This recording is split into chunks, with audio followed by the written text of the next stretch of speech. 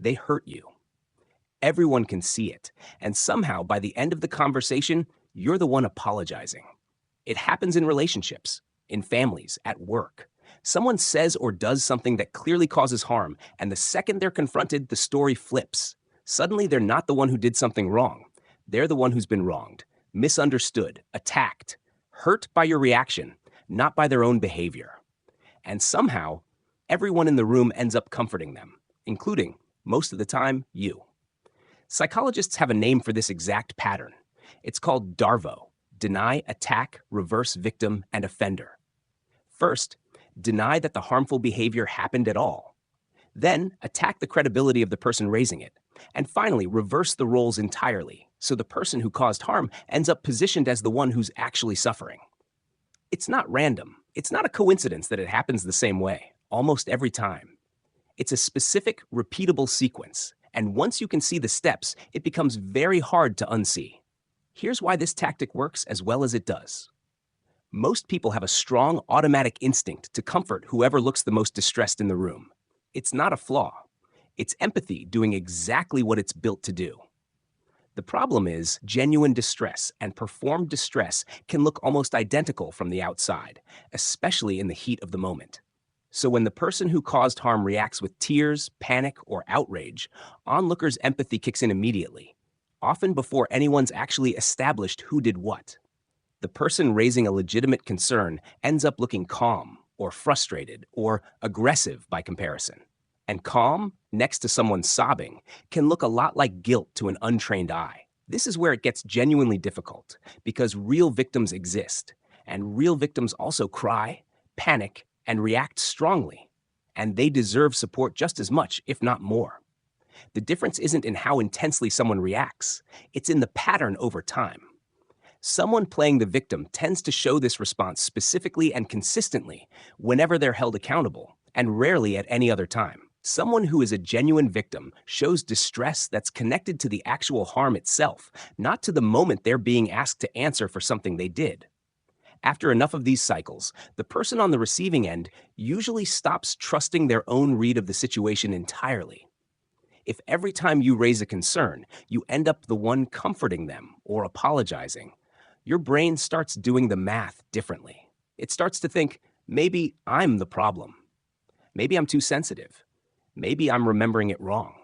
This isn't a character flaw either. It's what happens to anyone's sense of reality when the facts keep getting rearranged right in front of them, consistently, by someone they trust. There's also a wider social reason this tactic keeps working.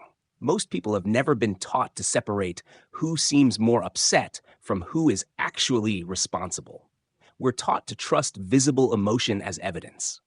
So a confident, practiced performance of hurt can outcompete a quiet, factual account of what actually happened.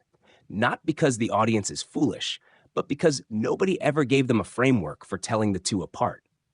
Once you know DARVO by name, you start noticing the sequence in real time, instead of only recognizing it in hindsight.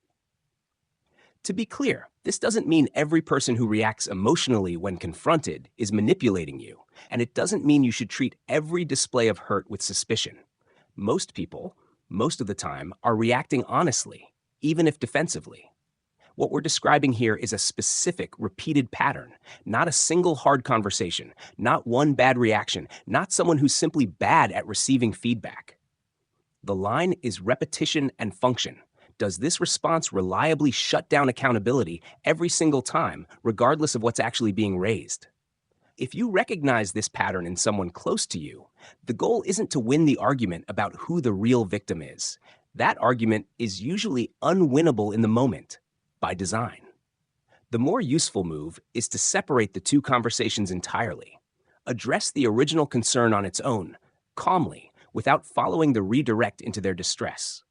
You can acknowledge someone's emotional reaction is real without accepting that it erases the original issue. Those are two different facts, and you're allowed to hold both at once.